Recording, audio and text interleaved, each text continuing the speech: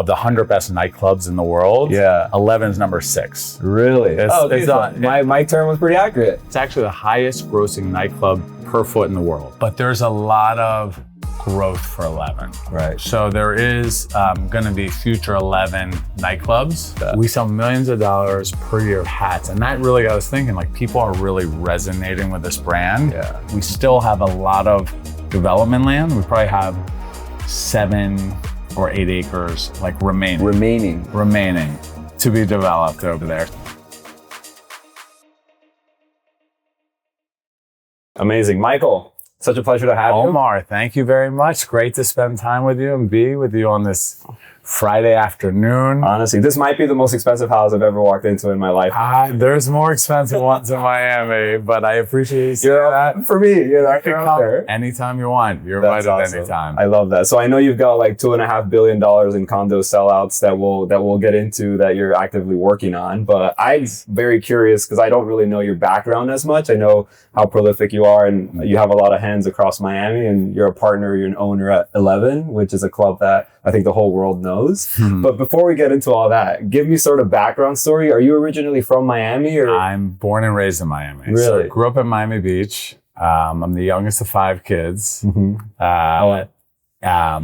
to a lot of different schools. I went to Miami Country Day, ran some Everglades, North Beach, Senior High, where I graduated from, and went to college in California, came back and graduated from University of Miami my junior year. I switched, and then went to law school at Brooklyn Law. Practiced law. I was going to say, did you practice law? I practiced. Just enough to know that you didn't want to do law your whole life? I practiced like 4 to 5 years, from 2003 to 2008. Oh, wow. And I worked at Ackerman Centerfit in the real estate department. Here in Miami or in Brooklyn? In the Miami office. So a lot of great attorneys. Yeah.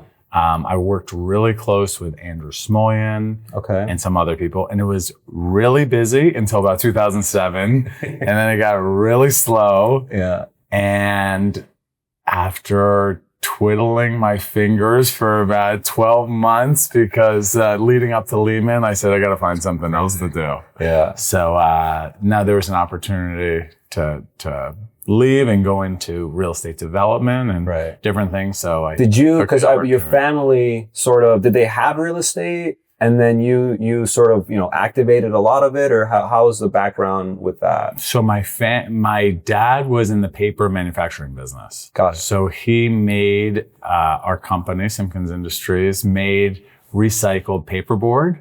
And we converted the board to cartons. So some of our customers would buy the paper and it would be a carton plant would convert it. And then we also had carton plants, and we would sell directly to, say, McDonald's for their large fry carton, or their apple pie, or Snyder's pretzels. This was a hell of a business. It was a good business. Was McDonald's an actual client? McDonald's was a client. It's a hell of a business. McDonald's was a client. So my dad grew the business from 2 factories that his dad had started, and he had 20 factories. My dad. So, and Miami was like home base for him? Miami was home for him. He loved Miami. He moved here after college. He graduated at Wharton. He moved here. His dad had a factory where Park and Fly currently is by the airport.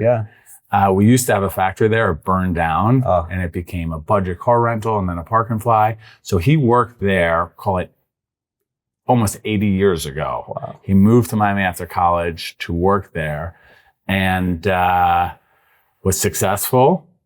Invested with some of his friends that were doing real estate deals, more as a limited partner. Like had excess capital, was putting it into deals. Yes, was investing in deals. He invested in Capital Bank with Abel Holtz.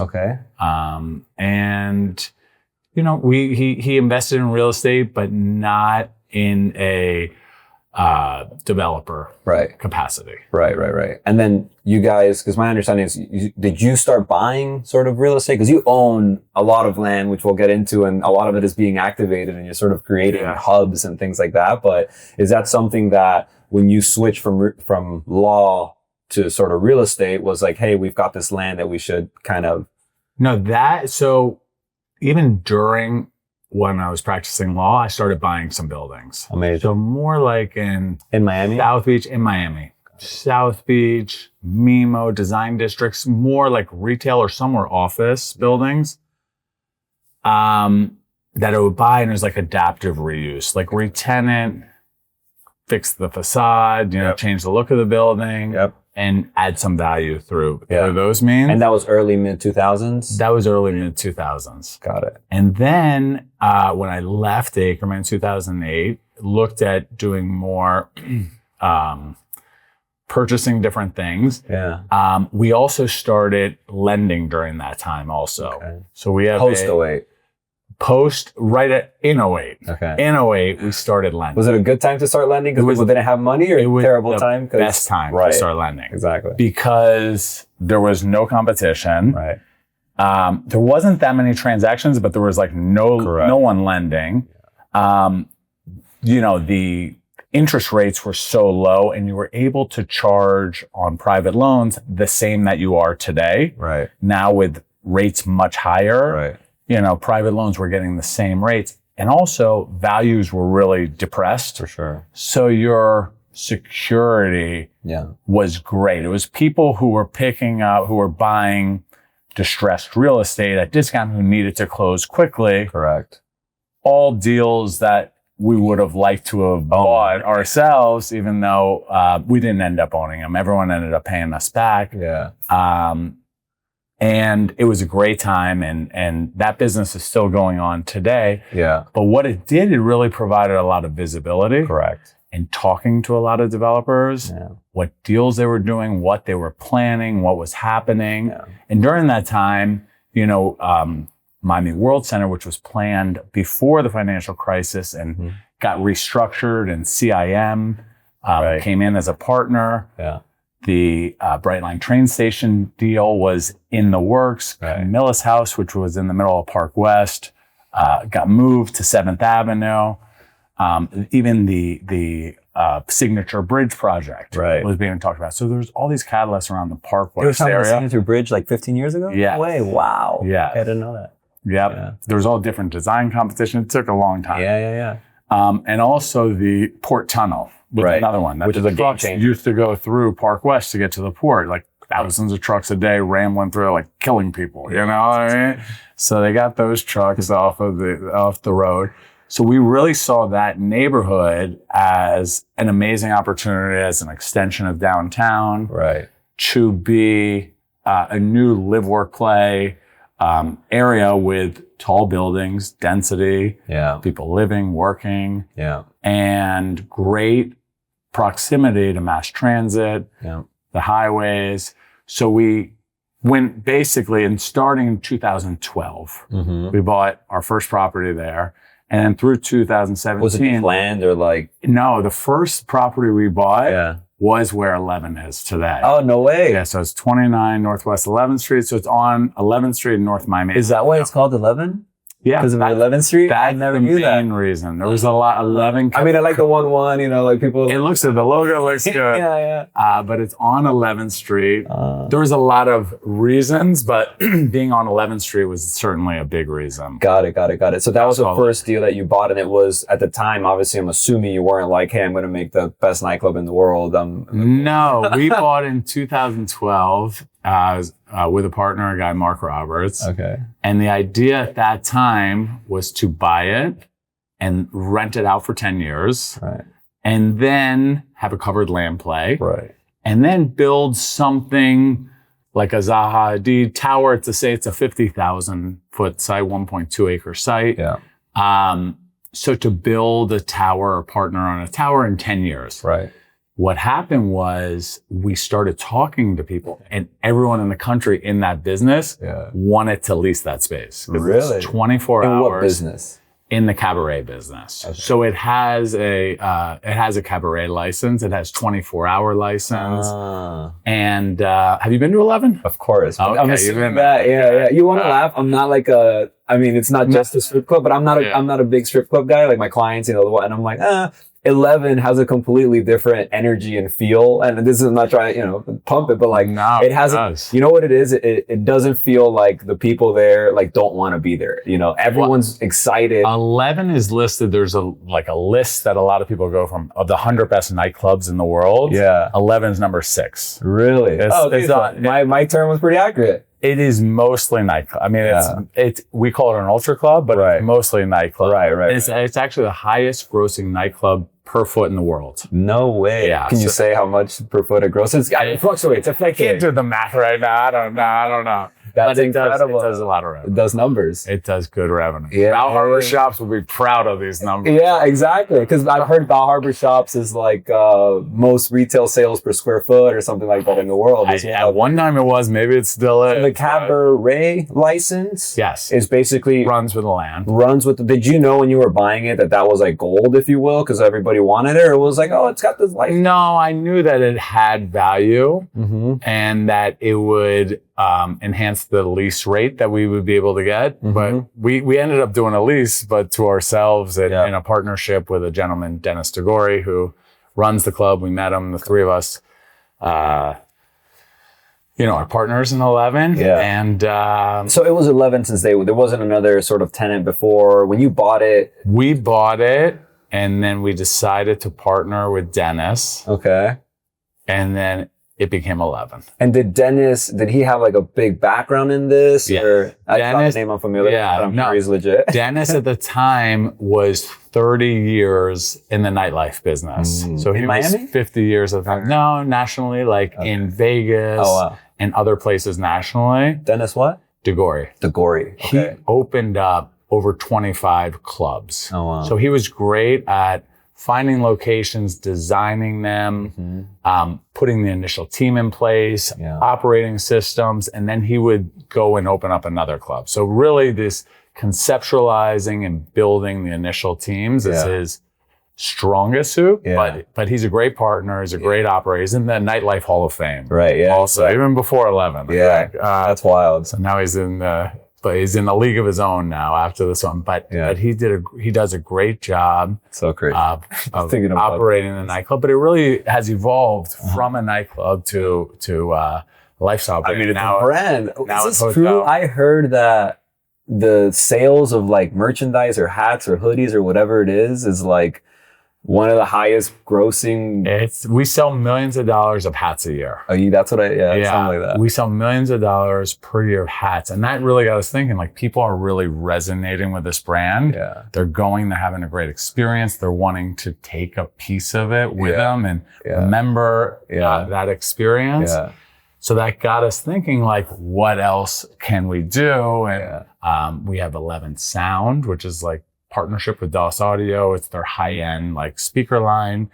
We have 11 Vodka, which is one of the fastest growing vodka companies in the United States. Really? It's in New York, New Jersey, Kentucky, Florida. Oh, wow. It's on a bunch of cruise ships, duty-free shops, and doing great. When did 11 Vodka start? 11 Vodka started in 2020. Oh, wow. And it's I mean, you have the distribution through 11, and then I'm assuming with Dennis and his contacts, it kind of... Yeah. I mean, we have right now, it's RMDC is the distributor. Okay. So it's in thousands of different retail places and restaurants. Got it. Thousands. Yeah, I thought we were going to end up talking about 11 and start with the real estate, but it's all good. So do you see yourself more as like a, business operator with like 11 and the vodka and that, or a real estate guy? No, I am not a business operator. Yeah. I am more of a deal guy. Yeah. I don't operate. Right. But there's a lot of growth for 11. Right. So there is going to be future 11 nightclubs. Right. You'll certainly could expect in Las outside Vegas. Of Miami. Vegas, Tokyo. Whoa. Are ones that are next up. And there'll be other ones, hopefully, as well. So I'm involved in the deal making of that. Right. There's conversation, we have the 11 Hotel that's opening in downtown. We could talk more about that. It's going to be an amazing property that we're really excited about, that we're co-developing with PMG Group. Correct. And it's Ryan and Ryan and Kevin and Dan and the whole team. And that is 475 condo units that the owners have the ability to put in a hotel pool. Okay. And there's 120,000 feet of commercial space. Okay. Riviera Dining Group, which is the owner of Mila. Right. It has 2 restaurants. Deepak Chopra has a spa, big ballroom, med spa. There's a cigar club called the Clayton. Okay. That's coming. It's out of Chicago, Guggenheim backed cigar club. Sports lounge, big day club, 11 day club is coming, unlike anything Miami has. So it's really going to be a unique experience in downtown Miami. And that's just 11 hotel and residences. That's the 11. That's the 11 hotel and residence. But we're really excited. We're putting a lot of energy into the hotel and residence. Is that the one that's furthest along? Yeah, it's topped off. It's the closings on the units will be in January, and the hotel is going to open in May of 26. So prior to World Cup. Okay. So we are taking reservations for World Cup. If anyone is interested in staying at the 11 Hotel and Residence for World Cup 2026. That's incredible. So is it just if only the condo unit owners become the hotel pool, or there's also a hotel? Just a hotel? The condo, the 475 condo unit owners are the hotel pool. Those will be the. Because there's some that it's like, PMG, Ryan, these guys, they built, I think it was like X Miami, where like there is a hotel. Yeah. Waldorf is like that. Correct. Waldorf has 200 and something hotel units that there is a separate owner, and then there's condo owners. That's not our model. Got it. Well, and our model's integrated. Yeah. Okay. So you have hotel. 11 hotel and residences. Yep. We have 11 Beyond. 11 So that's 575 units that operates as an extended stay. So this is a professionally managed, like amazing apartments, daily housekeeping, room service. Like, got it. That's a separate building. That's a separate building. Got it. And that same sort of hub, right? It's on, these are District 11, which is in Park West. Right. So this is 10th Street to 12th Street. Yeah. Northeast First Avenue to Northwest First Avenue. Right. Like the 4-block area where 11th and North Miami Avenue is like the middle. Right. So, and the 211 towers are on both sides of Space nightclub. So 11 is to the west, 11 Hotel and Residence, and the 11 Beyond is just to the east of Club Space. And there's a bridge connecting that behind Space. Like a sky bridge or sky bridge. Oh wow, those aren't. Yeah, no, it's not cheap, but it's worth it. It's worth it. It'll be a nice experience. So all in all, how many towers is it in District 11? Because I know you have other stuff elsewhere, Overtown, Midtown, but like in that district. So then we have 38 West 11. Okay. So that is on North Miami Avenue on 11th Street across the street. Yeah. That is 640 condo units. And it's a partnership with Airbnb. There'll be daily rentals. Okay. We partnered with PMG on that tower as well. Okay. So that is, we just got a construction loan last week on that. Oh, that's right. I remember reading that. Yeah. How big was it? It was $215 million construction loan. Amazing. You got a $200 million construction loan on what tower? So the 11 Hotel and Residence, that one was the first construction loan.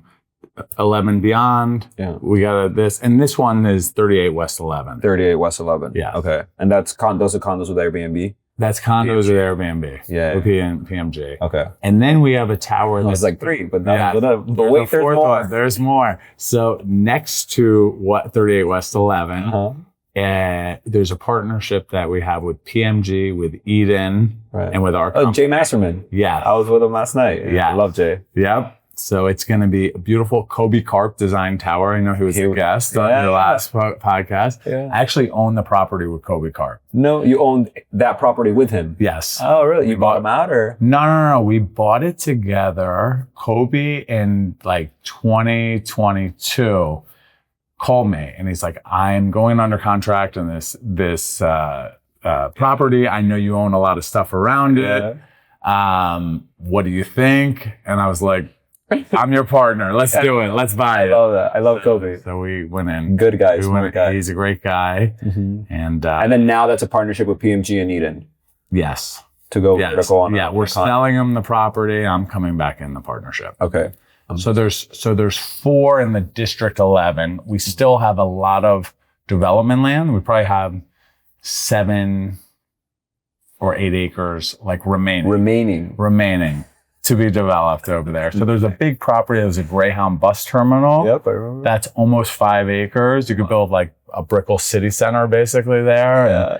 Yeah, it's literally that one's gonna be amazing. It's up against the highway, so that will be at one point an amazing development. And then we have other property kind of to the west of the towers. When was the last thing you bought? Because my understanding is you've owned this land for 10, 15 years. So when was the last piece of land that you bought in that area? So we bought it. So we have an Overtown tower that's on 11th Street and Northwest First Avenue on the Overtown side. Yeah.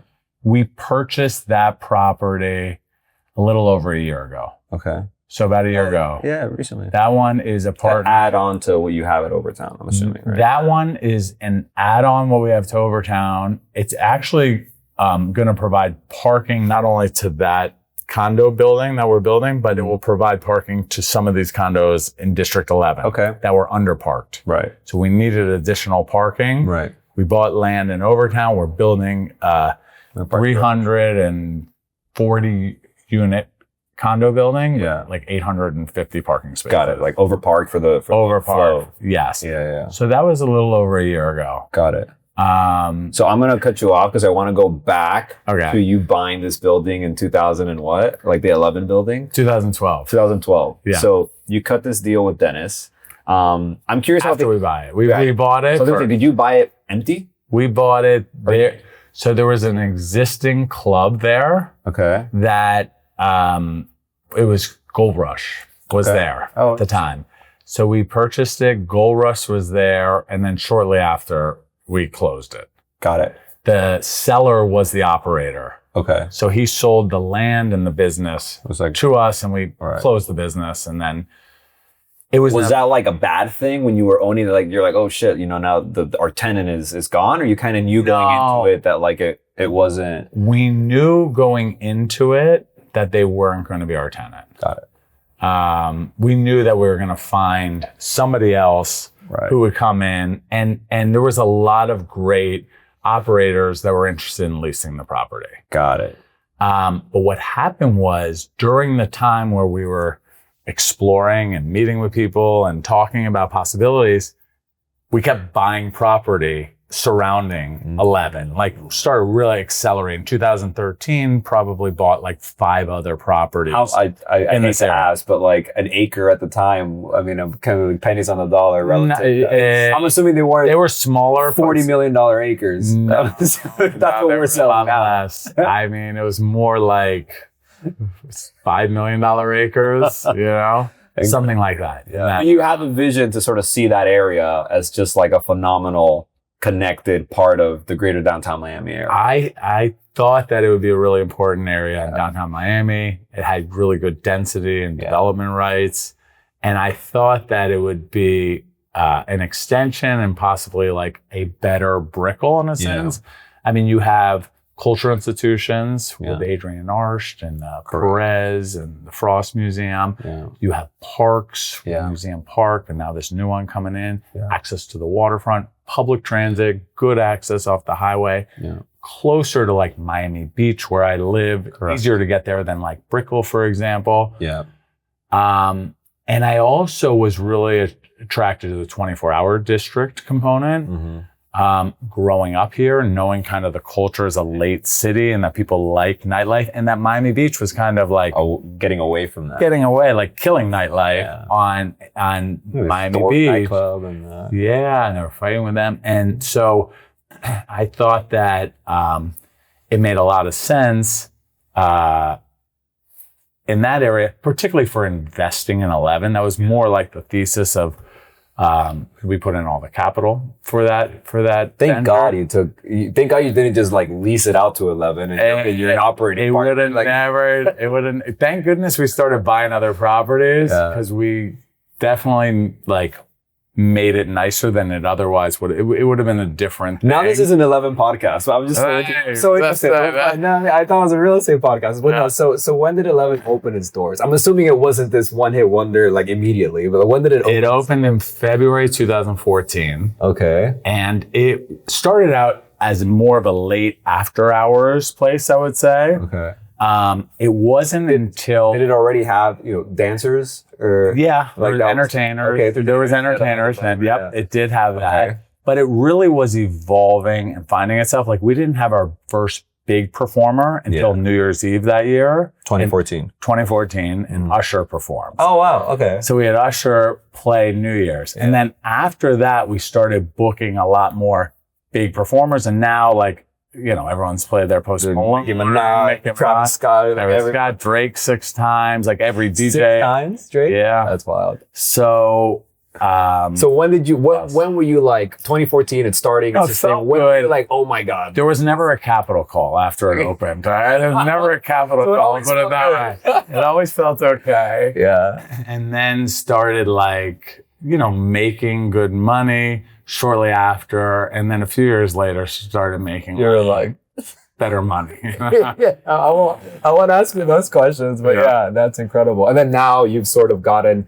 It's turning into a brand. I'm assuming that operating cash flow you're using to fund a lot of these developments and things like that. Yeah, I mean, we're really exploring what's the best course for expanding the brand, whether it be through hotels, nightclubs, other sort of ventures, looking at other licensing opportunities, but trying to be really selective and smart with the opportunities that absolutely, and the partners that you're getting in bed with. I mean, absolutely, huge fan of PNG. Like, I mean, they're crushing, and now their in-house condo sales team, like Alejandra and them, I'm a huge fan of. They're really good. They're killers. They've done a great job. And the key to that, I mean, we sold out the 11 condos like very fast. Yeah, like the 11 hotel residents sold out in like 4 months, and beyond like 5 months. It's crazy. And the key was that they really believed in the project. Mm-hmm. They believed in the neighborhood. They believed in the brand. They loved it. Right. And it like, they you feel it. They believed that they were bringing a lot of value to their buyers. That's awesome.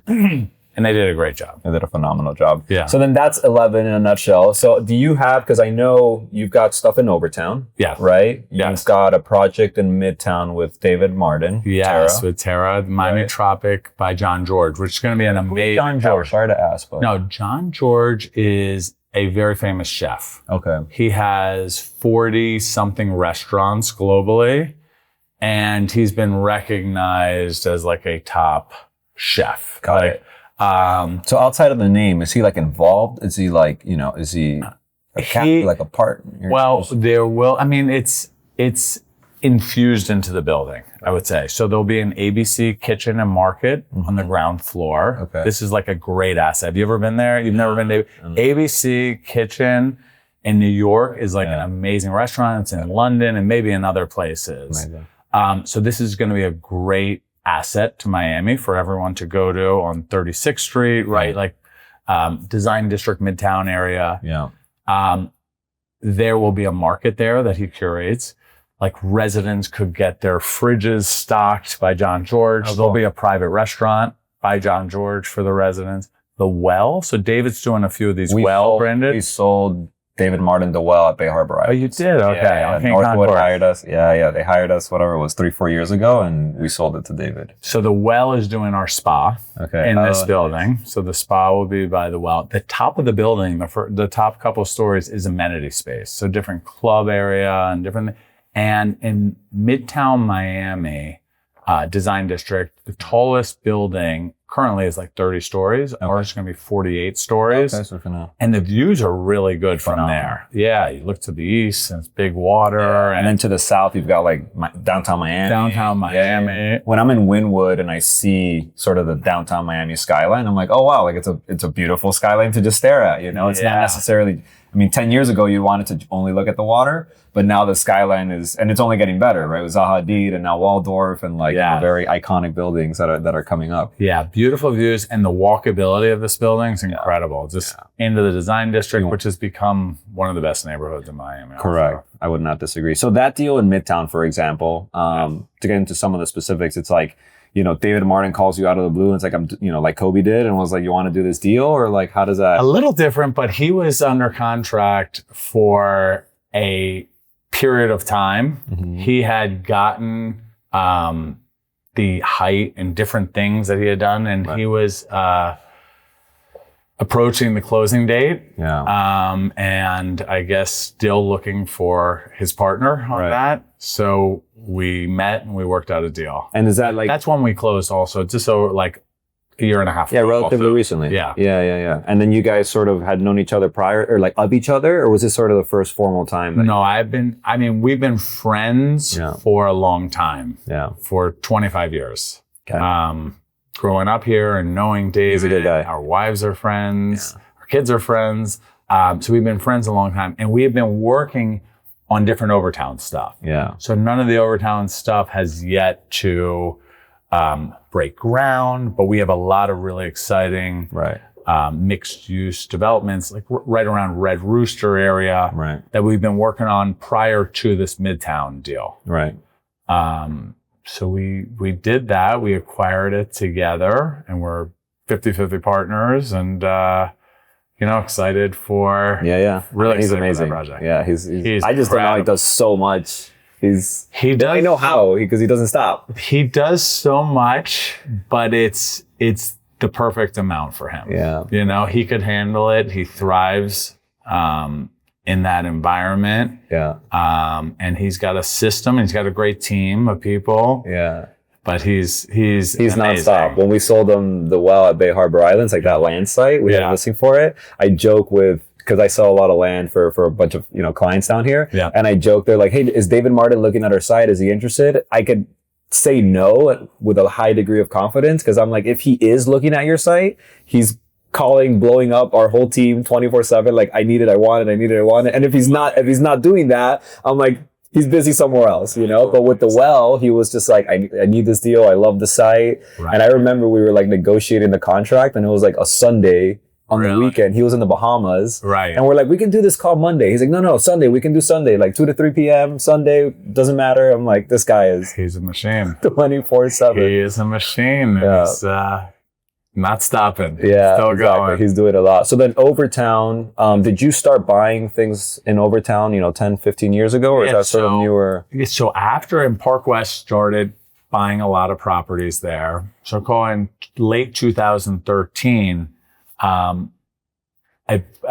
broker, an advisor, came and said, there's a unique opportunity. There's a seller who's looking at selling a bunch of sites in Overtown. You should look at it. And we were, acquiring a lot just on the other side of the train tracks. Yeah. The prices were much less at that time.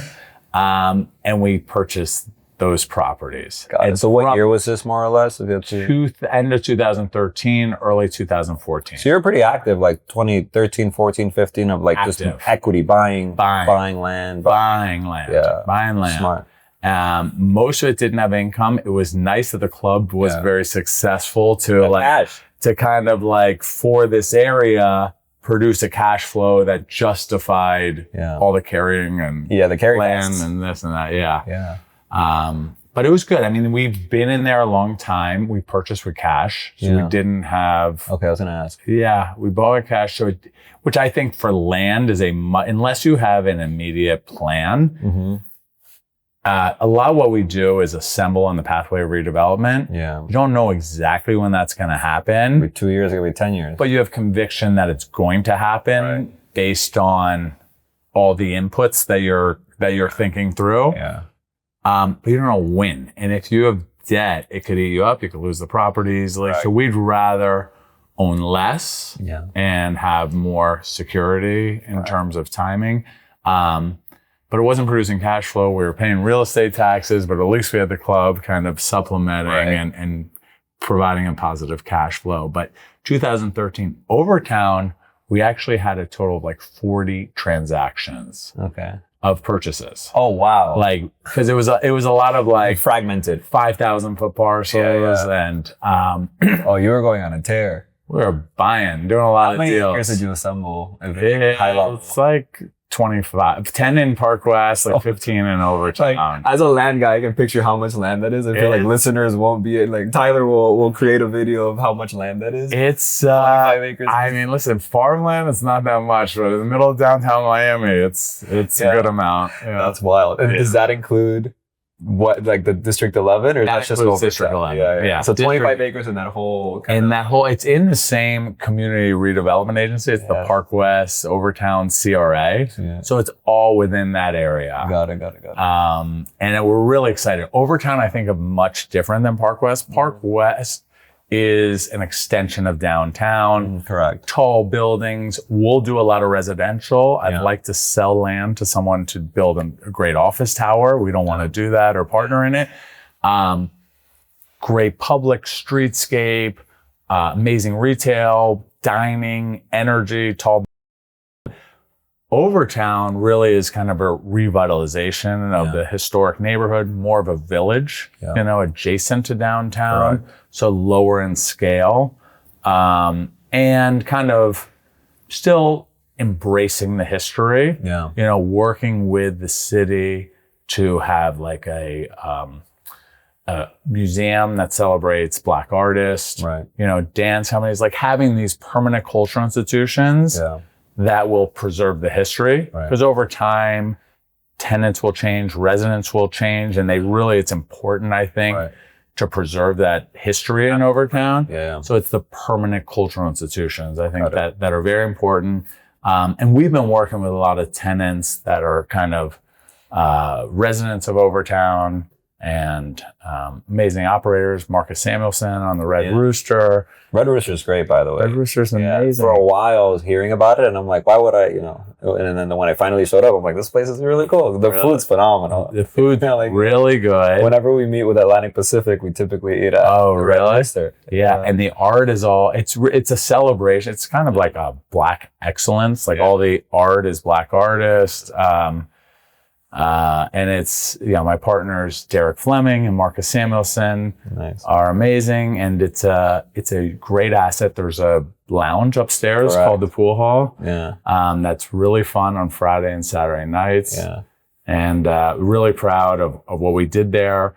There's a place called the Urban. That's kind of like what the Wynwood Yard used to be. I don't know. Wynwood Yard. You remember? Had a moment that like every weekend was like Wynwood Yard. It was nothing as it relates to, it was a yard. No, it was so hot. It was food trucks and container. But it didn't like there was a bunch of TI dollars. It was just like backyard. That was, and it was now it's from Doral. Now they moved to Doral. This is called the Urban, and it's something like that. It's unique in its character. They've actually had a lot of like big hip hop acts over the last few years.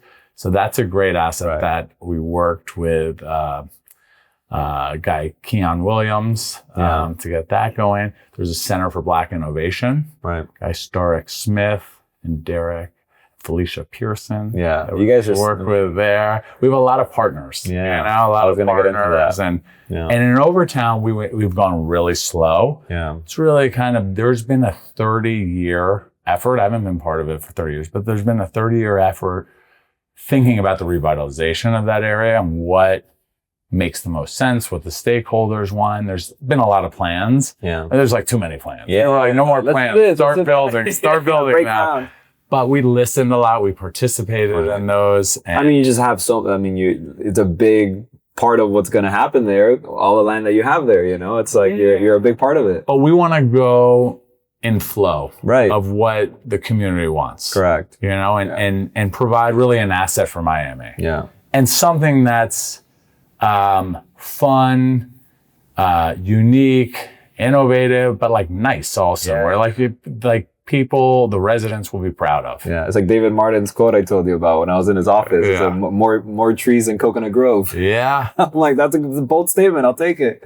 Be very special. He's going to put a lot of trees. a lot of trees.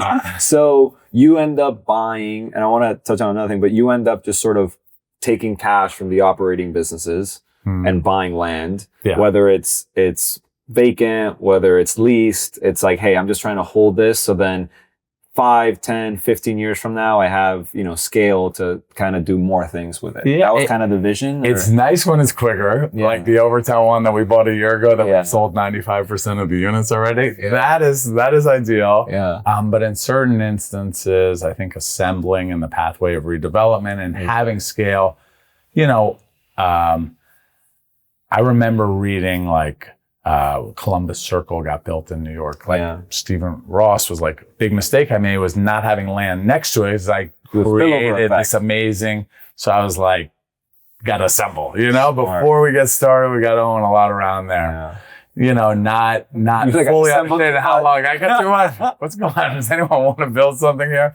And it wasn't until COVID really that it made sense. I was going to say, you know, COVID came and then it was, now we have 4 towers going, 5 soon in that area. How much did 11 grow? Because I'm assuming now you have like a good pulse. Maybe like gross sales, gross revenues. You don't have to talk numbers, but like from 2019 to like 2021, early 22, was it like it was a bit? No, it was like 50%. Yeah, 50%. In 2 years. So like it was. There was a lot of money back in 21, 22.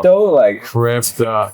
That was probably the biggest week. The crypto week. People were going late 2021 here in Miami was just was a lot of money. People that I knew that I met were buying $5 million things, $200,000 watches. And there are a lot of investment in private companies at crazy evaluations, like companies that are out of business. Like I'm sure a lot of people want that money back. Yeah, that was a crazy time. Yeah. I mean, so you've been in you were born here. I was born here. Yeah. I mean, do you ever have any idea of kind of do you miss it sometimes, you know, that you're living here and kind of you see certain values. Like a perfect example, I would say, is North Beach, north part of Miami Beach. Yeah, like 71st and stuff like that. My whole life, I've been waiting for that area to get better, to get revitalized, and it never has. It was always the same. Yeah. And now, the last 3 years,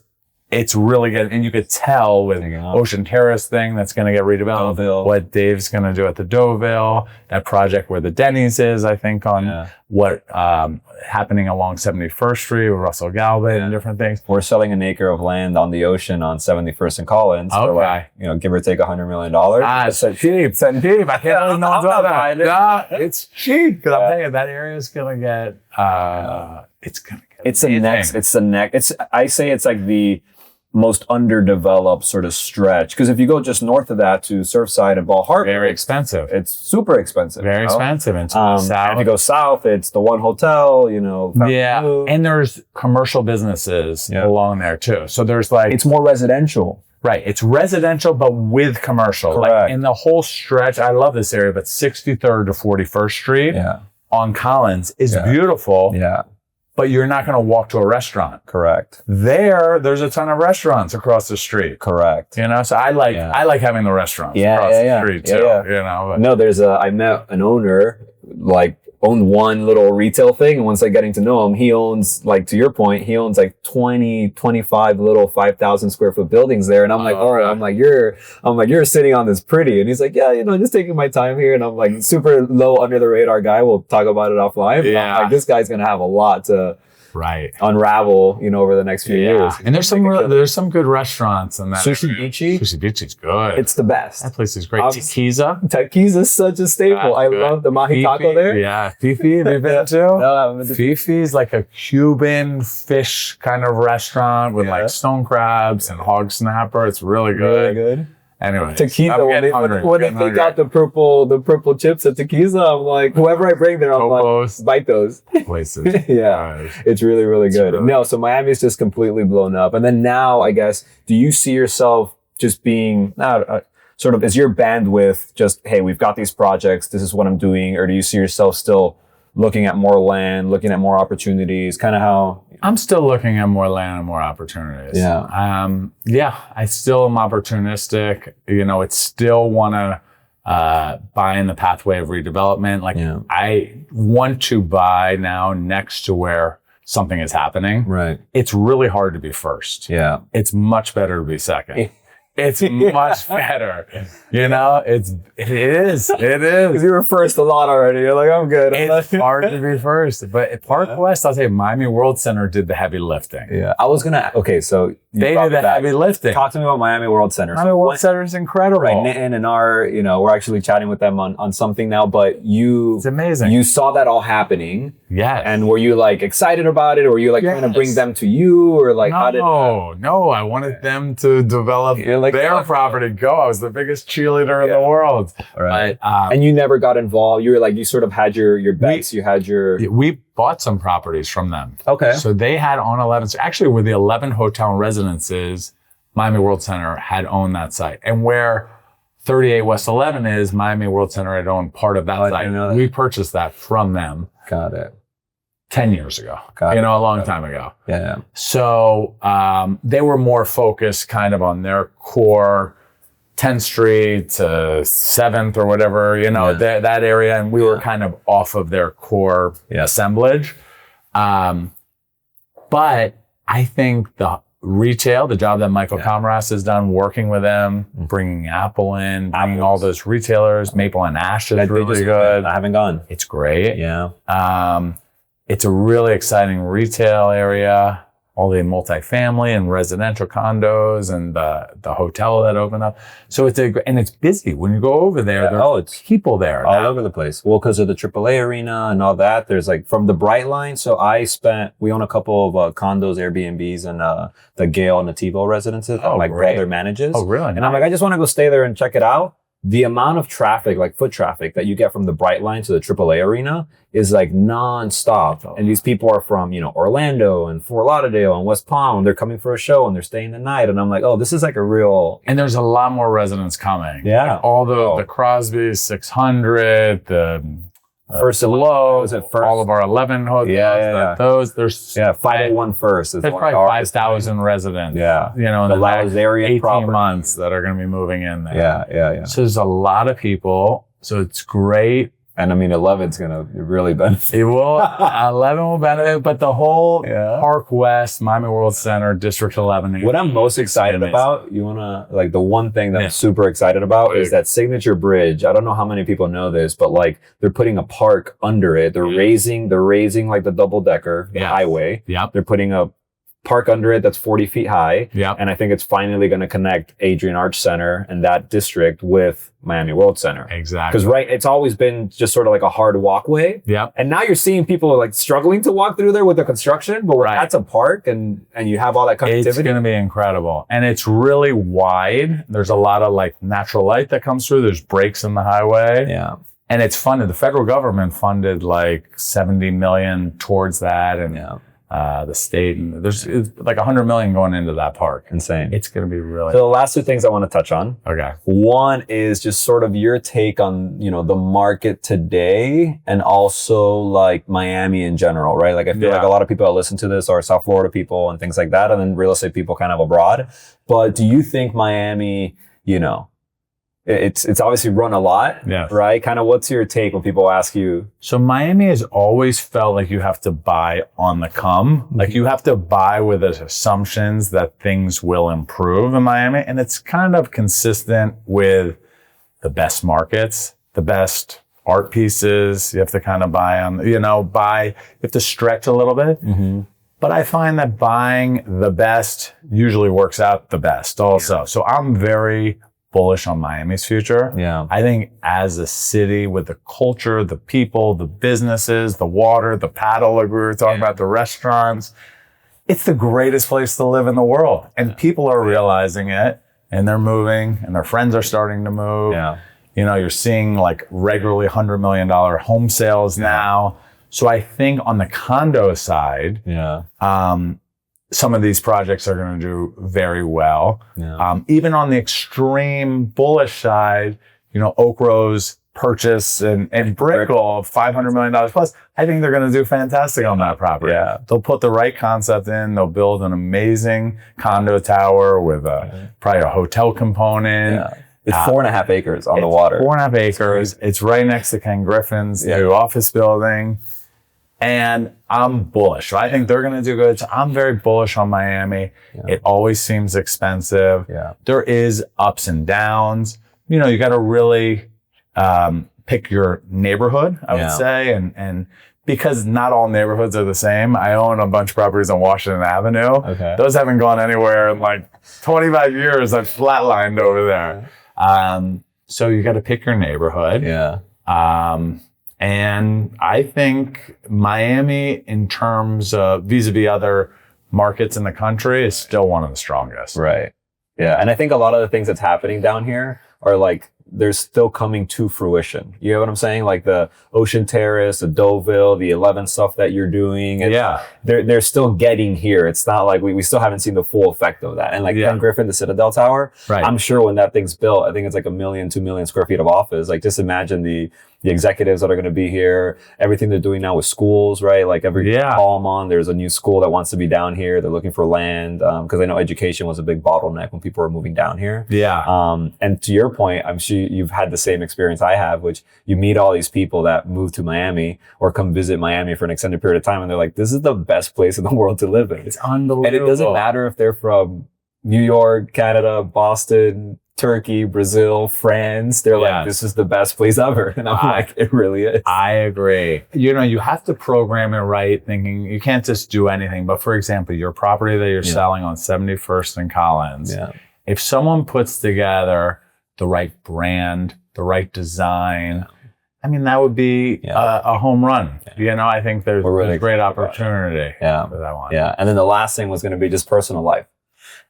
So you're married, right? Married. Yep. I've been married for 21 years. Congratulations. I've been together with my wife since our senior year of high school. Oh, no way. Like those high school sweethearts. Yeah. You don't see that as often as much. No, long time, 30 years together. And that's incredible. We have 3 kids. Our oldest daughter goes to Southern Methodist University. SMU?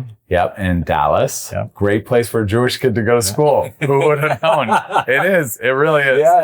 It's amazing. They're very supportive of Israel. And I love SMU. She loves it more. And I'm very happy for my daughter. That's incredible. They have a son who's in 10th grade at Ransom Everglades. Okay. And then I have a 9-year-old who's at Learman Day School, kind of in the 77th off of Collins over there. And then you, go on. And, you know, just love living here. Feel very lucky and blessed to be able to call Miami Beach home. Yeah. And excited. And you said you were one of 5, right? Yes. Is your family, are your siblings in the businesses? Are they? So my siblings are in business. Like one of my brothers does lending. Yeah. Another one's big in investments and venture and hedge funds and different things. And we invest together. You know, they're partners with me. I'm partners with them. And, you know. Are they all local here? They're all local. Amazing. Yeah. That's incredible. Really nice. Yeah. Really nice. A lot of nephews and nieces and grandparents and all of it. It's really fun. That's incredible. So Michael, any parting words to, you know, people, I guess, like look up to you or look like, I want to live that guy's life? No. What would you say? No, what I would say is, you know, I think Miami is an amazing market.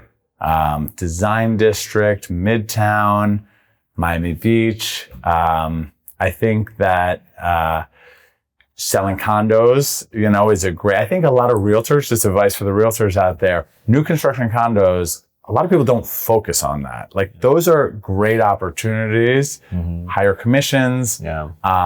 Right now, developers really want to sell units, got a little slower right now. So there's better incentives than ever. Yeah. And there's some amazing projects there. Yeah. So I would say get familiar with those projects. Yeah.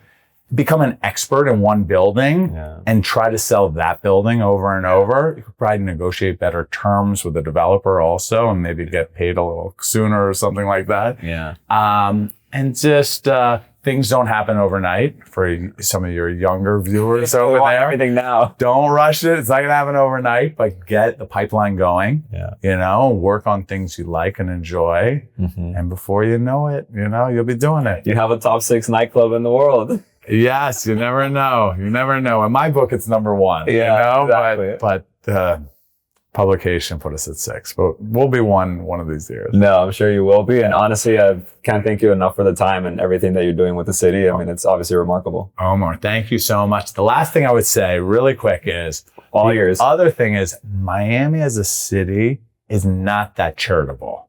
So there are a lot of great causes. Miami Foundation, you can get educated, whatever it is that you may be interested in. Yeah. These nonprofits need our support. They need our help. So find one you're interested in, volunteer, donate some extra money, and give back. Yeah, I'm active with United Way and some different ones. So I completely agree. Yeah, Michael, can't thank you enough for the time. Thank you, Omar. Appreciate it. Thanks for coming by. Yeah, absolutely. Have a great weekend. Bye.